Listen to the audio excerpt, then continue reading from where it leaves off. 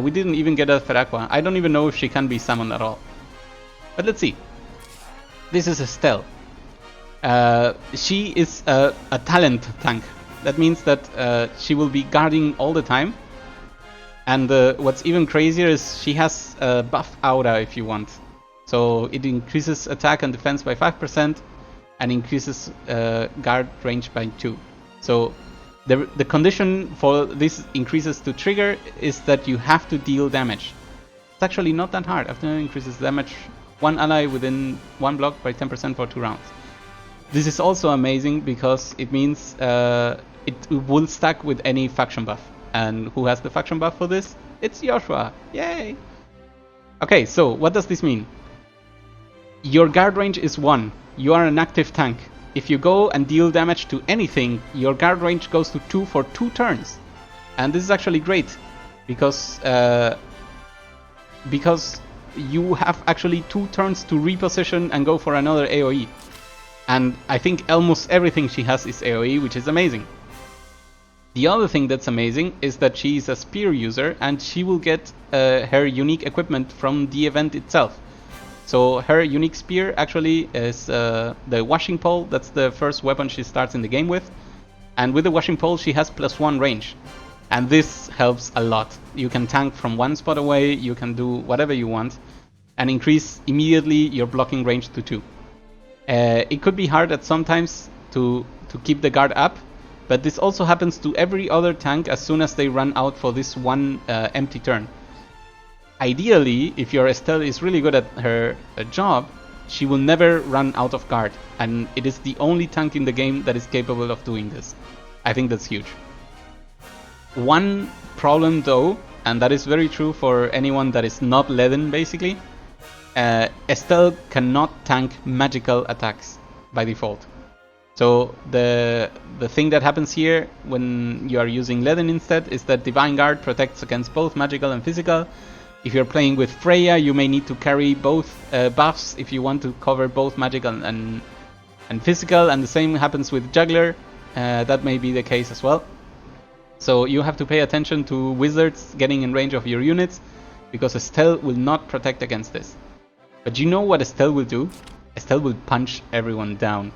So she has a this is a self AoE, right? So 1 block in all directions, similar to the sword slash from Bernie. She will be dueling AoE, and I think she also gets Steel Titan. I'm not entirely sure what this means, but I believe it's part of her guarding skills. So Steel Titan increases all damage by 10% and adds 10% of attack to defense. This is better than parry. Parry is 8%. Yeah, Juggler is exactly Striker. Juggler is a select target type of block between physical and magical, but only leaden gets them both. Okay, back to this.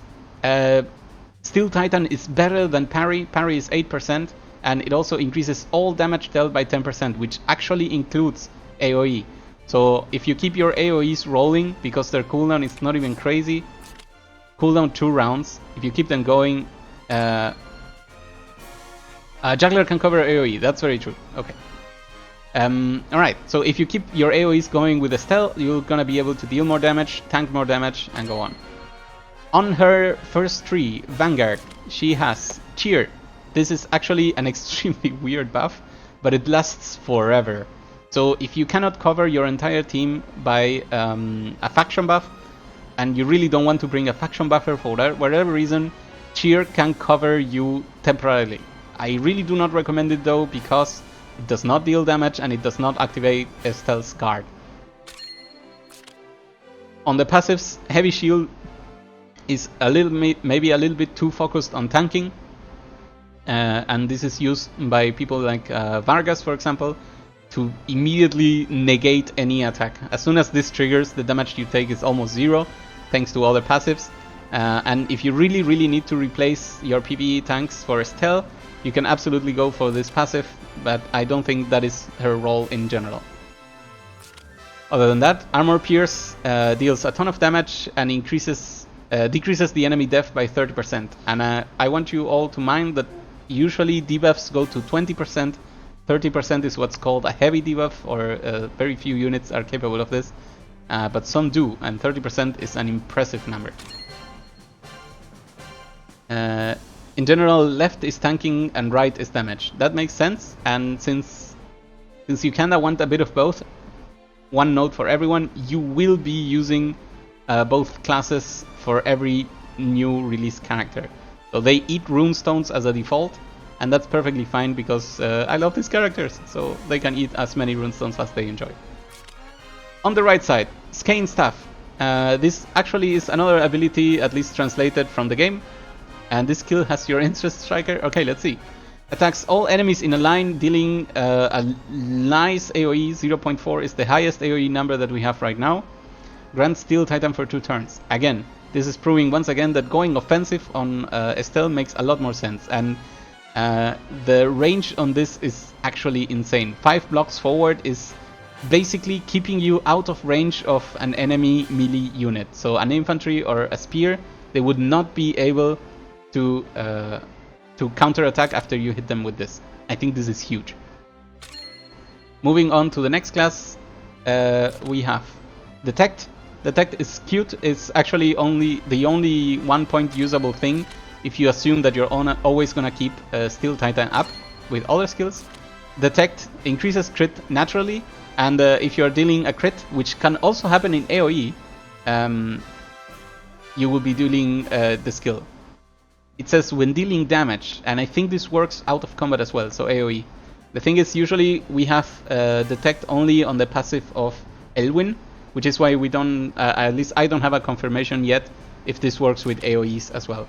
Especially because Detect's debuff is usually kind of invisible, but this could stop some tricky assaults, like for example stopping Bozel from applying silence during his AoEs.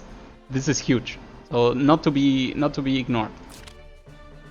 And now we come to Phoenix Wave. My god, this ability is busted. So Phoenix Wave deals damage in 3 blocks in AoE. That is actual 3 blocks, so 1, 2, 3 or 1, 2, 3. It doesn't count diagonals, so it's what we call Manhattan blocks, and it hits quite hard. So it's an equivalent to an almost equivalent to Black Hole. But what it has that is extremely interesting is that before being cast, it dispels all debuffs on you. So if you could protect Estelle from Titan or from silence, or if she's not silenced at all, you can clean anything else that you have on you. And what's even crazier is that after battle, so you have dispelled all the debuffs, you gain 100% of your HP, and then you gain Steel Titan, and then you gain immunity for 2 rounds. I have to admit, I do not know what this immunity means. Maybe it's immunity to fixed damage, maybe it's complete immunity, but complete immunity would be crazy. Is this Blast or Heaven Sanctions logic? I don't understand the question, Striker. But basically this is self AoE and it only has 3 blocks. So it is actually like a Chris's AoE, who no one ever uses. But basically it has the same range. So a Heaven Sanction has 5 blocks range. This is 3 blocks range. So yeah, it uses Heaven Sanction logic. That's correct. Alright. So what's crazy about this ability is that your Estelle will deal maximum damage and heal back to full, even if you were at literal 1% HP, 1 HP remaining. You could turn the tides on any PvP combat that includes Estelle. And boy, let me tell you, I am totally gonna include Estelle. Being both offensive and protecting your people, that sounds really too good to me. That's it for Estelle. I think, okay, regarding equipment, I think Estelle in her spear form will be using something similar than what an Elwyn or so a spear Elwyn or a Bernie, no, not Bernie, or a Vargas, offensive Vargas would use, which is carbon fiber armor. And let me show you something. This is exactly what I have here. It's not like I was preparing for this character at all. I don't know what you're talking about. So with carbon fiber, you're able to equip Estelle with the possibility of being a tank while she's in high health, and then destroy everyone if she goes below half HP. And when she goes below half HP, she uses Phoenix and absolutely blasts everyone away. I have seen Estelle's destroying targets from full HP. So don't ignore the power of an Estelle at low health. Please, it will just bite you in the back. I believe I also have a carbon fiber helm. Because I really like to prepare for events like this. And that's what I will be using with Estelle. Sadly, I do not have a second tanking amulet. I only have the basic king amulet that dropped. That you get for reaching level 50, and that's all I have. Okay, I think that was enough for Estelle. I will be using a second tanking amulet and her SSR weapon that you get from the event. We can now move on to, not Kirikaze at all, to Joshua. Hello Joshua, what do you do? Crit chance increased by 10. I believe this goes up to 30% at 6 stars. This was, if you want to watch the exact stats, you can go to the wiki or you can watch the video that the Langrisser people recently released. But for now we can go with what we know. After dealing a critical hit, deals fixed damage to the enemy. Damage is equal to 2 times the hero attack. I'm also sure that I saw that in the videos. This means that if you read correctly, it only says after dealing a critical hit, anything in AoE for this character that crits will actually be dealing the fixed damage again. This is insane. So I want you to know that using AoE with this character is exactly the way to go. And you can already see how things are changing and why these characters are the new PvP masterminds. Because their way of play is so different compared to PvE masters like Leon that they can just destroy teams if they're badly positioned or if you have a better way to attack them than the enemy has to attack you. So, first attack. Attacks a single enemy, dealing 1 times damage, has a 40% chance of carrying out 2 attacks. First of all, this is already crazy. 2 attacks of an assassin are deadly. No matter who you are, I don't care what type of tank you are, I don't care anything else. If I attack you twice, you're probably dead. The only bad thing is that it only deals 1 damage when it doesn't do it. So you could say that the average is 1.4 attack, but in PvP this actually means you probably die. Okay, however, what I also do not know is if this can trigger 2 instances of the talent, because that also would be crazy. But we love crazy stuff, don't we? Okay, one day we'll be testing all of this out. You know what? I forgot something about Estelle that I want to mention right now. Estelle belongs to 3 factions. The new time faction, of which our new characters are there, while Joshua is the faction buffer. Glory, which makes her an amazing participant of some of the other battles that Glory people like to be in, like even guild battles could be one. And Protagonists, which is something that could show up also as important during the Phoenix battle, if that's what you feel like.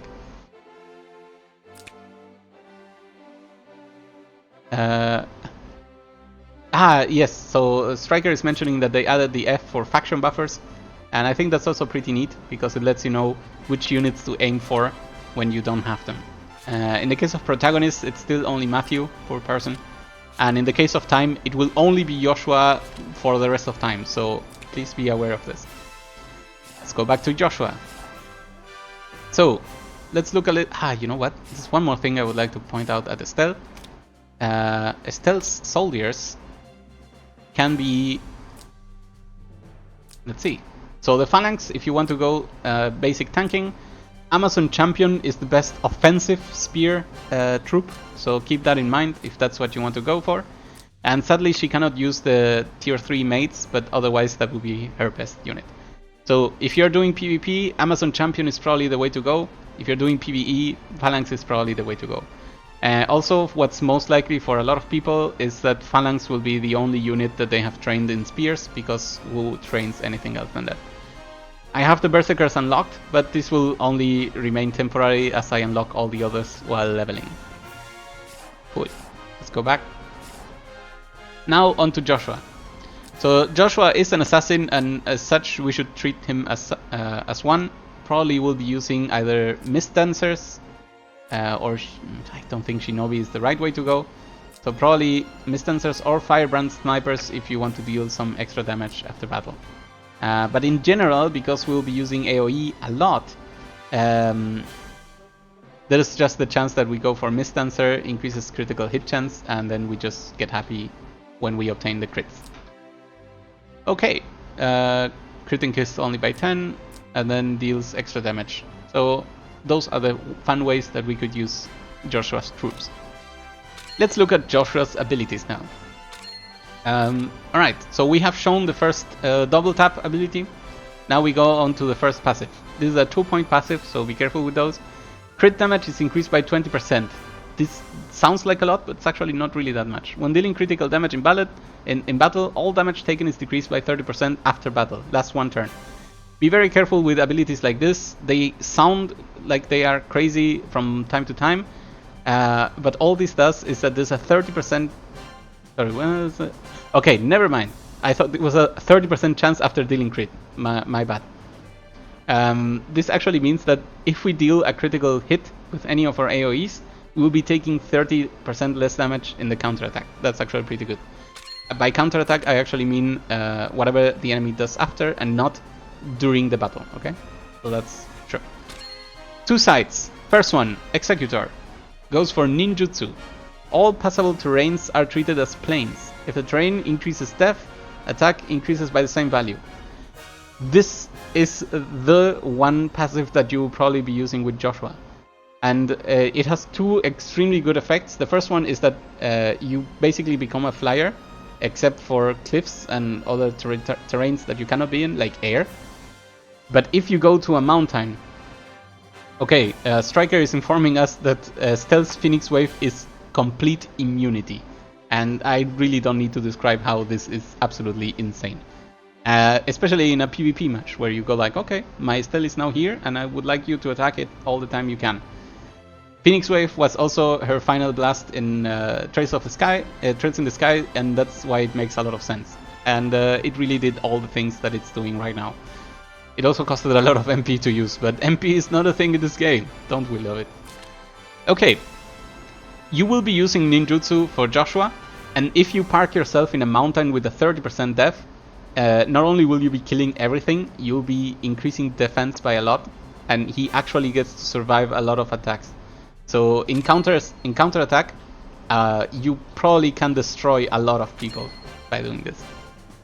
Continuing on the path, the whereabouts of the stars. This was actually... Whew, this is tricky. It's the song that was taught to him in his harmonica by the mother. Lore. I don't know if a lot of people care, but that's how it is. And there we go. Active skill. Does the classic faction buff stuff. And then increases range and damage by 20%. Increases range is so tricky to read. This doesn't mean increases ranged and skill damage by 20%. It really means increases range. So be very careful when Joshua casts his faction buff, because people will have more range. And then it lasts for a turn. And skill damage increased by 20%. It means that AoEs, like for example Estelle's immunity Phoenix Wave, will be devastating. So this is why I wanted both characters, and this is why I love this faction. Magic Eye. This is actually similar to any other 3 tiles away, 3 tiles AoE, like Blizzard, or actually doesn't he have Blizzard? No. Like Blizzard, or like I don't know, a Blast. In that it can be targeted at range, and then it can be used in AoE as well. Crit chance increased by 10% just out of the get-go. Remember, when he crits, he gets to do fixed damage. Attacks multiple enemies within range, dealing 30% AoE damage and inflicts 1 random debuff. Deals additional damage to mages. Isn't this tasty while you're playing PvP? The answer is yes. Yes, it is tasty. Going on the other way, Dark Demise. Range 6 blocks. Cooldown 2 rounds. What's the cooldown on this? 3 rounds, okay. This one, cooldown 2 rounds. And it's a straight shot again. Range 6 blocks. Crit chance increased by 15%. Attacks all enemies in a line, dealing 35% of AoE damage and dispelling 2 buffs.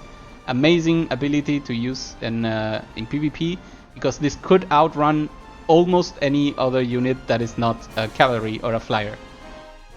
Striker says, I might be crazy, but it looks like the faction buff's wrong.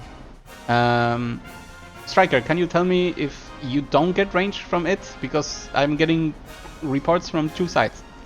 And if you can help, thank you very much. I actually forgot to stockpile on potions, which is why I cannot level them up. I guess I could bring him to 35. I'm pretty sure I can manage that. But I don't think I can go all the way to 60. Okay, going on to his final class Shadow. Sneak. When attacking, crit increased by 10%, damage taken decreased by 20%. This would be cute for any other ninja if we didn't have so many AoEs with Joshua. So I am most likely not going to be using this one because I plan to attack most of the time with AoEs. However, hello, Midas is checking in for a min. What's up? Ah, hi Midas. Welcome and thank you for joining the stream. I managed to pull both Joshua and Estelle, and it only took 190 ticks. So averages are not on my side, but this is why I kept saving up for 2 months now. I don't know, some crazy time. Okay, going back to this. Using Sneak has only one specific use, and I believe I will end up using it, but it's not the right time for me yet because I have no upgrade spirit material for it. But Sneak is amazing if you use an extreme magic bow. So people can try to focus Joshua hard and try to take him down by using like a Leon's chivalry. And if Leon goes to him, he deals only 80% damage and gets destroyed in return by the extreme magic bow. Bonus of not counting as a ranged unit. In which case you kill the Leon back. And that is just crazy. Especially if you crit, because, you know, the talent still triggers. Okay, Phantom Raid. Another AoE, but this time with 5 rounds. It's a self and 4 blocks, so it's a little less than Heaven's Sanction. Physical damage. Crit chance increased by 30%. Deals 30% of AoE damage to all enemies within 4 blocks. Deals additional damage to mages, and after battle, it grants a chance to move another 3 blocks. You could count this as the Leon move, except you're getting in and destroying everyone in AoE and then running away. Now, the tricky part about this is that it has 5 rounds of cooldown, and if you don't win with a move like this, you basically have lost an entire ability. I believe this could be an amazing finisher. It is not meant to poke one unit and run away. That's kind of how it feels with Chivalry. Usually you start with it, you go strong, you try to kill one unit, and then you run away because that's what Leon does. With this character you should use Phantom Raid for a killing blow or multiple killing blows, because it can still deal almost always an AoE. Now, I didn't speak about the enchants with Estelle, but I'm probably gonna go for something like Steel because of the HP bonuses, or a combination of Hard Rock and Tree of Life, I believe, because they give defense. I am still not quite sure, but for Joshua himself, I am pretty sure I'm gonna be increasing crit, because if you start stacking up all of these tiny passive increases, not this one in particular, crit damage is increased. I believe I saw something else. There you go. You go for this one. You increase the talent. I believe the talent goes up to 20%, 30%. Then you use something like this, and your crit chance goes up to almost 100%, I believe, just for the use of this ability. But that's all you need. You destroy 3 people with an AoE well placed like this, then you can kill them all. Now, there is only one consideration that you could put into this, and that is that you could go for a breeze build if you don't have someone that can give you strike. Sorry, not strike, sprint. Because with at any proc of breeze, you can threaten the entire board of the enemy with any type of positioning that they want to move out or into. Currently, I have seen many PvP videos in China servers, and Letitia is not used at all. Letitia is not a competitive character that can hold her ground, even though she provides 2 additional movement blocks.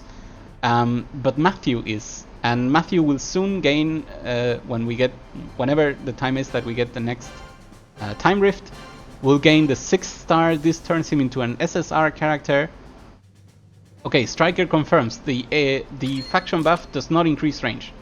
That is good to know. Then it is probably ranged and skill damage. Okay, that makes me happy. It makes more sense. Increasing range makes everyone a Lana, and I think that's just crazy. Thank you, Striker, for the confirmation.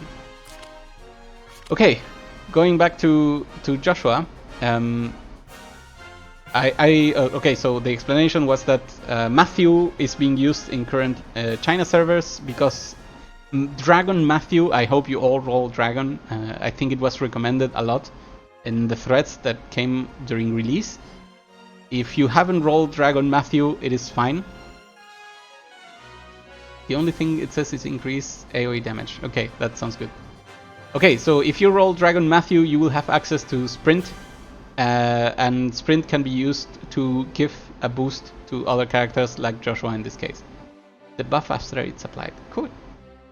So if you find a way to give Joshua extra movement speed or extra movement blocks, you can absolutely threaten the entire board of the enemy, and any preparations they were doing becomes obsolete, and they will have to start thinking of how to deal with the damage that you're going to apply to them. And I think that's pretty cool. Which means there could be a version of Joshua that you prepare with Breeze. Breeze is a very good ability, a very good enchant for PvP, only for the purpose of surprising an opponent when they think they are safe. Anytime you roll Breeze, you basically threaten the entire lineup of the enemy, and they'll have to do some panicky moves, or they'll take a ton of damage in return. Alright, on to equipment. I am pretty sure I am going to give, you know what, we can do it right now. I will give Joshua the Extreme Magic Bow, and the cool thing of Extreme Magic Bow is that this ability gets activated at level 10, so I could already upgrade it and get it right now, but there's no hurry. We can take our time. As we level this character up, we'll make him more and more important. And then this trick where you use Monkey King's Vest coupled with the Extreme Magic Bow, and this means that any enemy that happens to attack you in melee or in range for that matter will absolutely get decimated. So this is what's called in PvP the surprise kill. There are ways to make it with other characters. As a fellow EMB user, I agree it's amazing. Yeah, I really look forward to this. But you know what? We can equip this as well. The Monkey King's Vest coupled with the Extreme Magic Bow will make it so that anyone that attacks your assassin just blows up. And if for whatever reason they do not trade a kill, so if they don't kill you in return as well, then this is really, really, really bad for them, because your Joshua gets to survive and it's your turn. And I don't need to explain how amazing that is. In terms of helmets, I'm not really sure what I will give him. I don't want to go for a Loki's Mask for defense, that doesn't make sense to me, but I may go for something like the Jormungandr's Eye to still continue debuffing enemies after I attack them and try to survive. I have no idea what amulet to give them, but I am guessing that maybe Apex Boots are one of the best ones to apply to an attacker like this, because any movement extra just completely destroys the enemy strategy. Alright, what a ride. Thank you all very much for joining me. I think I'm going to take a break now. Try to look at what I have accumulated here. He's competing with Zelda too. Yes, that is very true.